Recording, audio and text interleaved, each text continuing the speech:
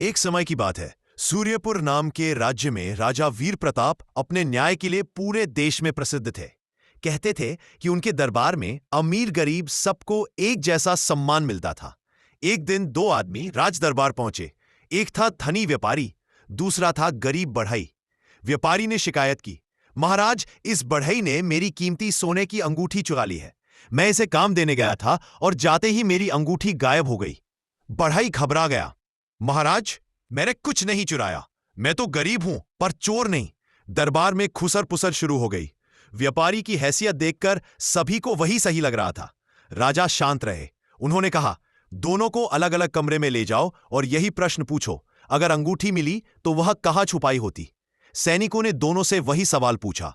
व्यापारी बोला, अगर मैं होता शायद उसे अपने घर के तिजोरी में छुपा देता।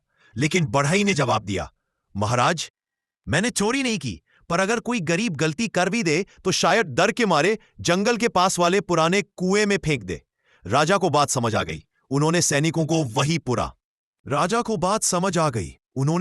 को वही पुराना कुआं चेक करने भेजा। कुछ देर बाद सैनिक लौटे। महाराज, कुएं में सोने की अंगूठी मिली है। व्यापारी का चेहरा उतर गया। राजा ने कठोर स्वर में कहा, चोर वही होता है जिसे छुपाने की सही जगह पता होती है। न्याय सिर्फ ताकत का नहीं, सच का होता है।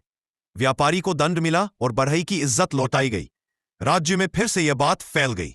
राजा वीर प्रताप के राज्य में न्याय अंधा नहीं, सच्चा होता है।